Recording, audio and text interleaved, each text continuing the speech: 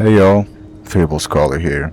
For all the Ineffa people out there, like me, I figured I would go ahead and showcase a few teams that work for Flins without her, as I personally felt like his teams were very limited and felt kind of frustrated with it in the beginning.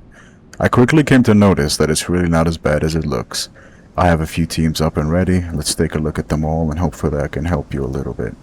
Quick disclaimer, as Flynn's abilities heavily rely on having another not cry character on the team for Ascend and Gleam, I know we'll be on all of those teams except one that has Lama in it, with a bit of a different playstyle. Let's get right into it. Okay, so for the first one, I'm gonna have a bit of a unconventional one. Something you might not really see as much, because a lot of people think that because 4-piece scroll and Shidona's weapon, she buffs elemental damage, and well, it's true that that doesn't really help Flins as much. If you don't want to run two Electros, I think Shilona would be better than an Animo character with 4-piece VV, because in the way that you want to apply Electro without a second Electro on the team, you would either have to use the burst, which is it uses all your energy, and that doesn't really give you like much in the way of being able to get your mini burst up in time. You kind of want that up for the rotation, and if you do use the skill and then tap to a different character, you will lose the rotation because the cooldown goes up immediately. So we're going to use Shilonen. Now she's C2, that helps with the energy and the burst. The cooldown, it decreases it by 6 seconds, but that doesn't matter for the mini burst, only the energy does. And even then, like, I don't think it's going to matter as much. Like, it's more convenient outside, but I think in domains it's going to be okay, especially like if you had full energy up to begin with. So I'm going to show this double Hydro team. It could work with Yelan instead of Xingqiu. I might try that, but for now let me just show you this one. This is like, I think it's one of the more free-to-play friendly teams, because everybody has Hydro Boy built already, and I know is like, she's free, and she's also the second best option if you don't have Ineffa, so you're going to be running with her either way. And yeah, I think I'm just gonna show like a bit of a different rotation with two Hydros instead of Electros. So let's get right into that.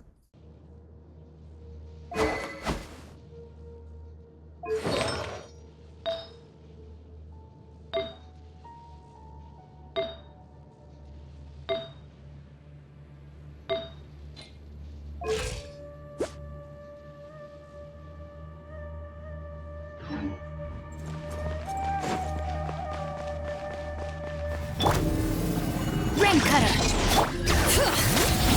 Rain outlines your fate. No, my... Look! Rainbow! Be silent. Close your eyes. Night falls.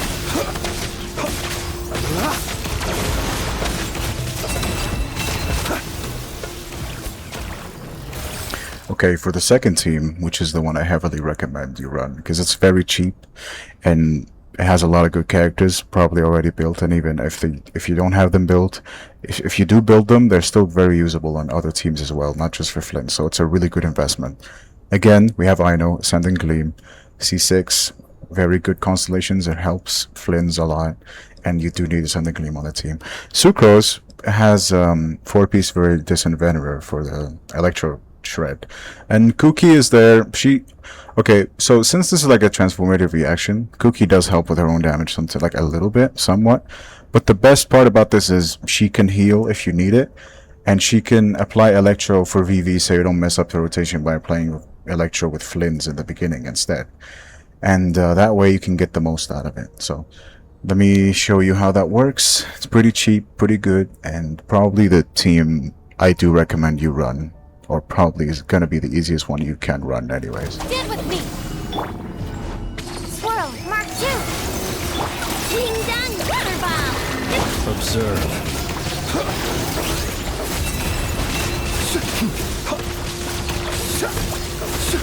Close your eyes to dust. For the third one, I have another unconventional one.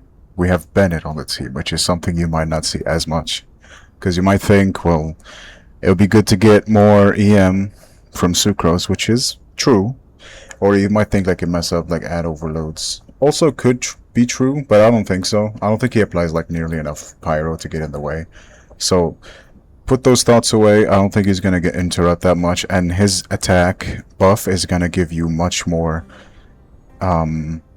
damage overall than if you would like to get EM from Sucrose or somebody else outside sources.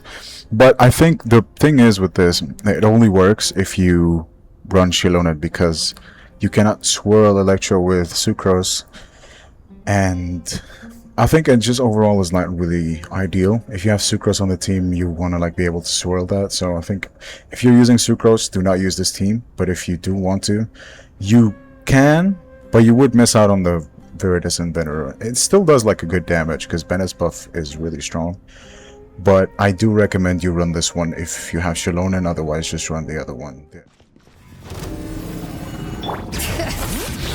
Everybody stand! Flash attack! Be silent. To dust. Close your eyes. Night falls. Now, for all the teams that I just showed you guys, it was using the same build for fairness sake. The upcoming one is not going to use the same build because I don't think it would work as much. I'm probably going to be needing more EM and less everything else. But let me just show you the build one last time before I swap to the other one, and I'll show the other one as I do get it set up. So, using Jade Spear. And I'm using 2-piece right now. I could run 4-piece Gilded Dreams, but I would be overcapped on crit rate because I don't really have a crit damage weapon. Unless I like run attack, but I would really rather just get crit from a weapon. So build is this one. 2-piece Wanderers. Attack Goblet. He does not benefit from electro damage, which was a bit of a mistake on my part, but it's okay. I could probably use this on somebody else, so I know maybe. And yeah. Standard pieces, nothing too crazy. Just a 2-piece. I think it's very manageable. Definitely easier to run than 4-piece of anything else. And now we come to the last one. Honestly, I've been wanting to try this one just because I'm kind of getting tired of Ino being the only one that I can just put in every one of these teams. So I put Lauma instead, and I'm going to try a Hyper Bloom build. Now it's going to be focused more towards EM than anything else. You don't really benefit as much from crit or attack or anything else on Hyper Bloom. Just character level and full on EM and Lauma's buffs on top of that. As for him, if you want a healer, you could probably run Kokomi or Barbara. But I don't really recommend Barbara as much. I think her Hydra application is a bit less. But if you do have Kokomi, she can definitely substitute for him. Nahido, just we're gonna use the burst to get more EM out of that, and both of them. 2 Dendro gives us the Dendro Resonance, which gives you 50 EM and then an extra 30 after you trigger like a Dendro related reaction. And if you trigger another one with Electro and Dendro or Pyro, you get an extra 20. So 100 extra EM just, you know, on top of everything else. That would be very good. That would be detrimental for the damage of Hyper Blooms. And I haven't really tested this team out quite yet, but I think it'll be okay. As for the build, I'm using...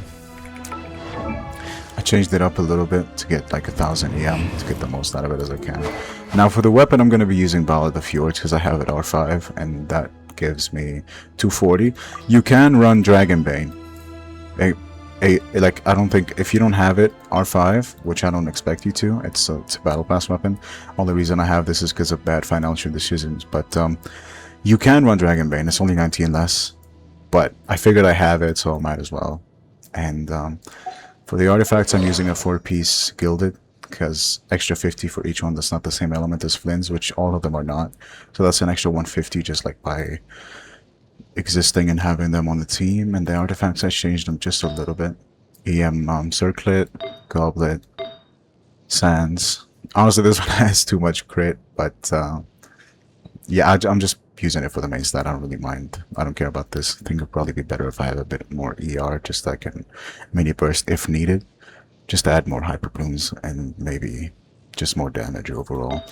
Again, this one is, I didn't really find like another one that has EM on Gilded, so I'm keeping that, and this one also. Just a bit more EM and more crit. Alright, let's get into the showcase now. One more thing. If you want to reset the boss without having to teleport away and then walk all the way back through the waypoint, you can just go to the event tab, start up a test run, and then as it loads in, you just quit out. You don't have to do it, you don't have to do anything else, you don't have to teleport. Just go in and then quit, and the boss will respawn immediately. It'll be pretty helpful, not as time consuming as the other ones. Anyways, let's see what I can do with this one. Make yourselves at home. Commit it to memory. By the frost moon of old, witness the power of Gawai. Observe. Be silent. To dust. Observe. Definitely a very good clear time. I did not expect much out of this team, but 50,000 hyper blooms no crit is pretty crazy, and you can crit, which is even crazier than that. But it's definitely like there's a lot of variety here. You don't really need to have an effort to make this guy good, that's for sure. Especially like if you love him like I do. I think a lot of people do, to be honest. He's really cool. He's like very popular, and if you play in Japanese, well, he's the voice actor of Gojo, which is again something that might help some people if they're fans of that. But definitely very popular, and you don't really need to have an Ineffa. It helps, but you don't need it. And I'm just hoping that I could show you that you don't need it. There's a lot of variety. There's a lot of things that you can do to make him work without an Ineffa, and I hope that shows you that he's not as limited as some people make it out to be. He's definitely a bit more limited than others. I think they made his weapon especially like very selfish. His his abilities is like, you need Ascending Gleam here, you need it here. Like there's a lot of things that just, you kind of need it. Like if you don't run Ascending Gleam, you're missing out on like, I think it's 2.5 times more damage. So it's like, it's not negligible at all. Like that's a big amount of damage that you can lose out on. And I guess Ineffa is just like one more slot that, like, it gives you more comfortability in building. But yeah, the teams definitely do work without Ineffa, and I think there's a few others, but these should be standard. Like I gave you a bit of variety on all the teams. There's ones that eat like all 4 stars. There's ones with a bit more older 5 stars. There's one with Lauma, which I think a lot of people did pull her already because she was also pretty popular and she was on the first half. And if you were fortunate enough to get both, if you got lucky enough in your 50-50 pulls, or maybe you just had saved enough, you can definitely run both if you love them that much. It's not a bad idea at all. The damage is really good, and I think it deals good damage in both single target and multiple target. I think overworld and non-overworld, definitely there's a lot of variety you could run. And again, I hope that showed you that you can run it without having Ineffa or his weapon. Anyways, thank you guys so much for watching, and hope you have a wonderful day. Fable Scholar out. Bye bye.